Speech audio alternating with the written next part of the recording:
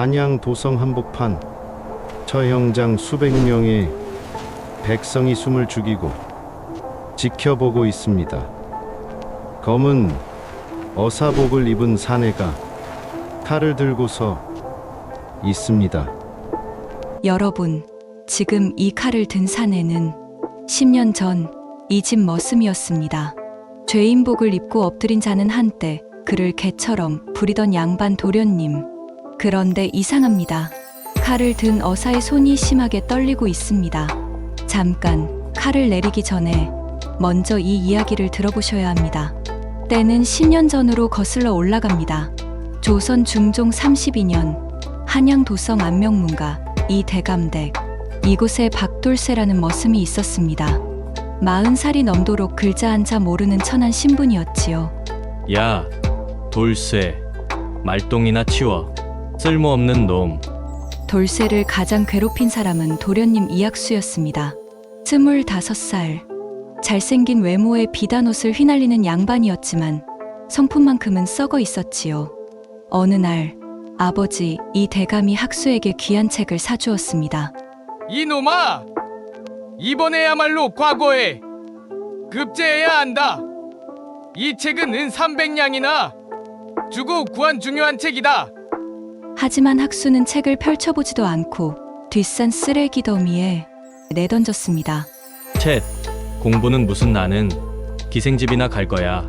그날 저녁 쓰레기를 치우던 돌쇠가 그 책을 발견했습니다. 비단 보자기가 너무 아까워 집으로 가져갔지요. 돌쇠에게는 10살 난 딸 보기가 있었습니다. 아내는 보기를 낳고 세상을 떠났기에 딸이 돌쇠의 전부였습니다. 아버지, 이거 뭐예요? 글씨가 참 곱다. 보가, 우리 같은 천민이 글을 배워서 뭐하겠니? 그래도 배우고 싶어요, 아버지. 우리 같이 배워요. 배우면 사람 마음을 알 수 있잖아요. 그날부터 돌쇠는 책을 숨겨두었습니다. 글을 배운 게 아니라 백성을 먼저 생각하는 법을 배우기 시작한 것이었습니다. 딸의 맑은 눈을 보니 거절할 수가 없었습니다. 그날 밤부터 돌쇠는 마구간 구석에서 촛불을 켜고 딸과 함께 글 공부를 시작했습니다. 하늘천 아버지. 하늘천 맞아요. 잘하셨어요. 1년이 지나자 천자문을 뗐고 2년이 지나자 사서를 읽을 수 있게 되었습니다. 놀랍게도 그 책은 나라를 다스리는 방법이 담긴 경세유표였습니다. 2년째 되던 해 겨울, 큰 흉년이 들었습니다. 돌쇠는 책에서 배운 대로 봄부터 도토리를 모으고 산나물을 말려두었습니다. 그리고 굶주리는 마을 사람들에게 죽을 나눠주기 시작했습니다. 박돌쇠가 백성을 살렸다더라. 소문이 퍼졌고 그 소문이 학수의 귀에까지 들어갔습니다. 머슴 놈이 양반 흉내를 내. 분노한 학수가 돌쇠의 오두막으로 쳐들어왔습니다. 그리고 돌쇠가 숨겨둔 그 책을 발견했지요. 이게 내가 버린 책이잖아. 감히 주인 물건을 훔쳐. 도련님, 이건 도련님이 버리시. 닥쳐. 그때 학수의 눈이 구석에서 떨고 있는 보기에게 꽂혔습니다. 12살이 된 보기는 제법 고운 얼굴로 자라 있었습니다. 호, 이 계집애 괜찮은데? 내 기생으로 팔아버려야겠어. 도련님, 안 됩니다. 제발 보기만은. 돌쇠가 매달렸지만 소용없었습니다. 학수는 하인들을 시켜 보기를 끌고 갔습니다. 아버지. 아버지. 보가, 내 딸. 사흘 후 돌쇠는 보기가 팔려간 기생집을 찾아갔습니다. 하지만 그곳에서 본 것은 피투성이가 된 채 의식을 잃은 딸이었습니다. 인연이 말을 안 들어서 매로 다스렸지 뭐요. 기생집 주인의 차가운 목소리. 보기는 도망치려다 심하게 맞았던 것입니다. 보가, 정신 차려. 돌쇠는 보기를 업고 도망쳤습니다. 하지만 학수가 보낸 사내들이 뒤쫓아왔지요. 저놈을 잡아라. 산속으로 도망친 돌쇠. 하지만 결국 잡혔고 나무에 묶여 매를 맞았습니다. 감히 주인을 거역해. 이놈은 본때를. 보여줘야겠어. 일각 정신을 잃기 직전 돌쇠는 보기의 울음소리를 들었습니다. 아버지, 아버지. 그리고 암흑. 얼마나 시간이 흘렀을까요? 돌쇠는 따뜻한 기운에 눈을 떴습니다. 낯선 초가집, 그리고 양냄새. 깨어났구만. 백발의 노인이 앉아 있었습니다. 남루한 옷차림이었지만 눈빛만은 형형했지요. 여긴 어디입니까? 제 딸은. 걱정 말게. 자네 딸도 옆방에서 치료 중이야. 다행히 목숨은 건졌네. 노인은 자신을 백운거사라고 소개했습니다. 산속에서 은둔하며 사는 처사라고 했지요. 그런데 자네, 이 책이 뭔가? 백운이 손에 든 것은 돌쇠가 품에 품고 있던 그 책이었습니다. 아, 그건 경세우표. 그것도 여백에 이런 주석이. 이건 자네가 쓴 건가? 백운의 눈이 커졌습니다. 책 곳곳에 빼곡히 적힌 한글 메모들. 그것은 돌쇠가 3년 동안 공부하며 적은 것들이었습니다. 머슴이 이런 학문을? 백운은 돌쇠를 시험해 보았습니다. 정치에 대해, 백성을 다스리는 법에 대해 질문을 던졌지요. 돌쇠의 대답은 놀라웠습니다. 어설프지만 진심 어린, 그리고 백성의 아픔을 아는 답변이었습니다. 자네는 보통 사람이 아니야. 자네 말은 옳다.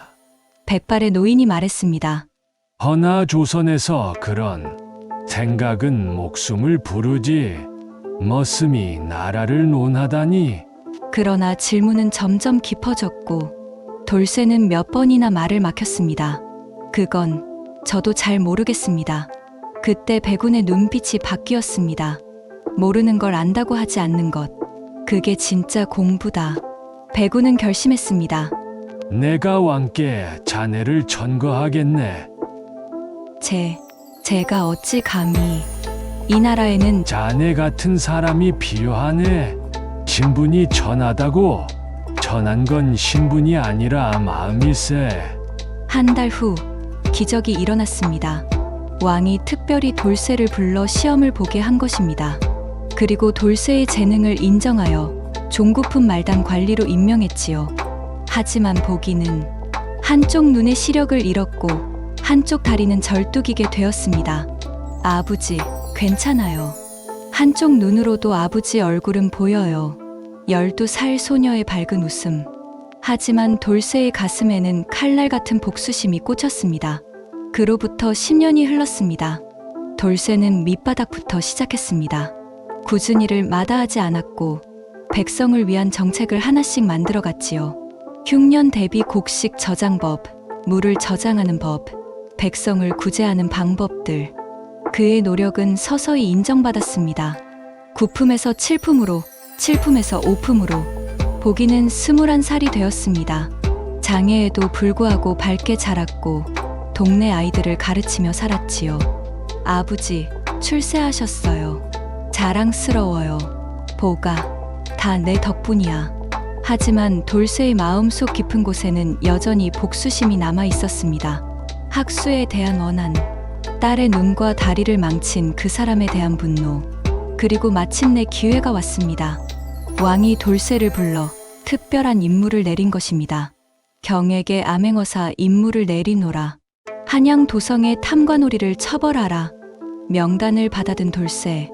그 첫 번째 이름은 이약수였습니다. 10년 동안 방탕하게 살며 백성을 착취하고 곡식을 빼돌린 죄, 처형에 해당하는 죄목이었습니다. 돌쇠의 손이 떨렸습니다. 복수할 기회가 온 것입니다. 암행어사 출두요. 마패가 땅에 떨어졌습니다. 한양 이씨 저택. 한때 돌쇠를 짓밟던 그곳. 하지만 이제는 초라하기 짝이 없었습니다. 아버지가 죽고 재산을 탕진한 학수는 빚더미에 앉아 있었지요. 죄인 이약수. 내 죄를 알겠느냐? 학수는 돌쇠를 보고 깜짝 놀랐습니다. 너는 우리 집 머슴 돌쇠가 아니냐?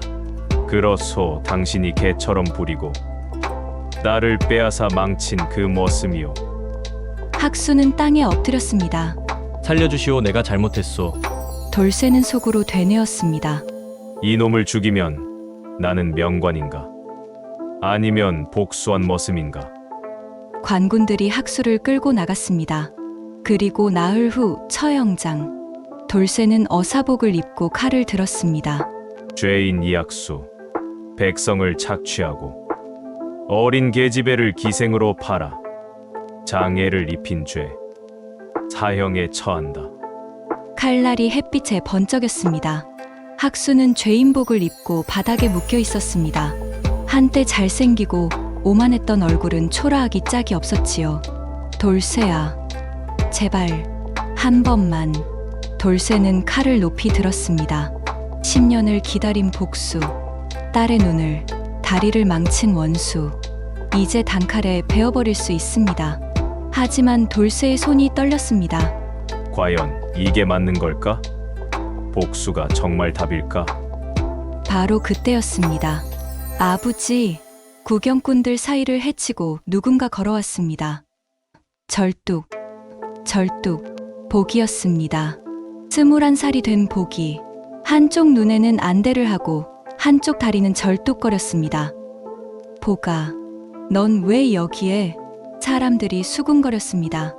저 여자 다리가 한쪽 눈도 안 보이는 것 같은데. 복이는 아버지 앞에 섰습니다.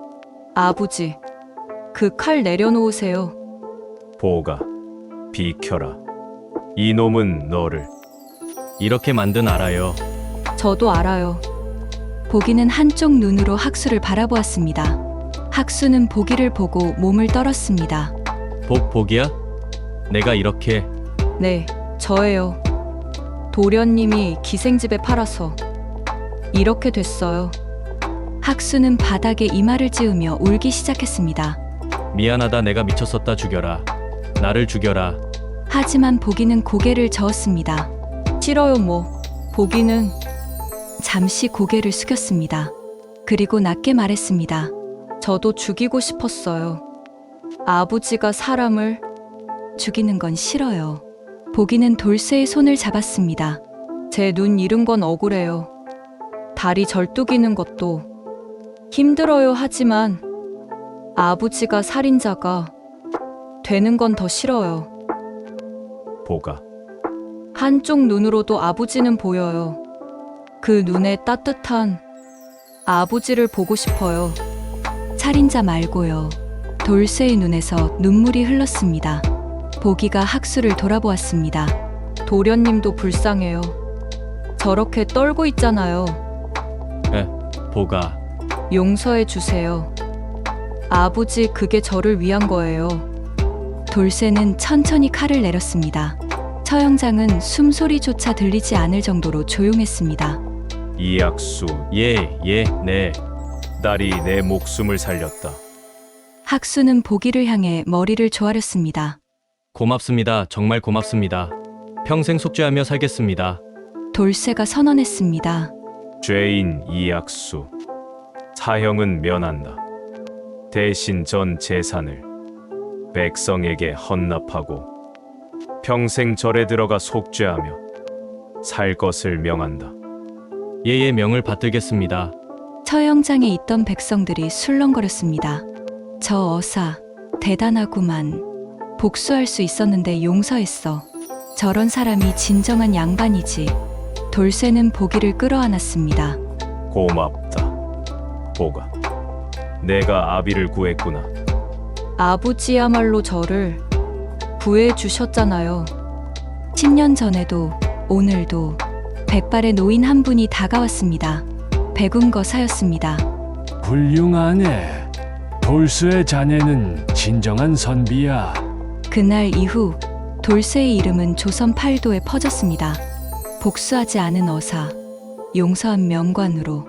그로부터 다시 10년이 흘렀습니다. 이학수는 정말로 절에 들어가 승려가 되었습니다. 평생 백성을 위해 일하며 속죄했지요. 죽을 때까지 보기에게 사죄의 편지를 보냈습니다. 박돌쇠는 명관으로 이름을 떨쳤습니다. 죽을 때는 정삼품 당상관까지 올라 천안머슴 출신으로는 전무후무한 기록을 남겼습니다. 그리고 보기는 장애를 가진 아이들을 가르치는 학당을 열었습니다. 한쪽 눈으로도 세상은 아름답단다. 많은 아이들이 보기에게서 희망을 배웠습니다.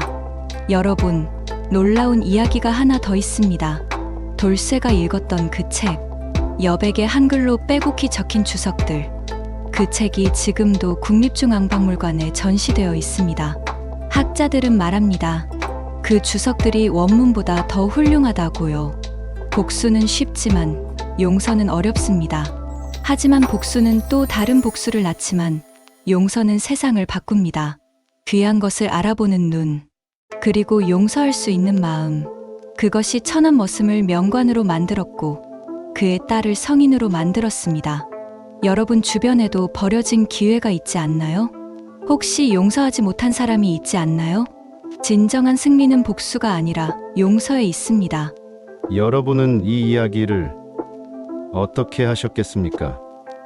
원수를 배웠을까요? 아니면 딸의 말을 들었을까요? 댓글로 의견 남겨주세요.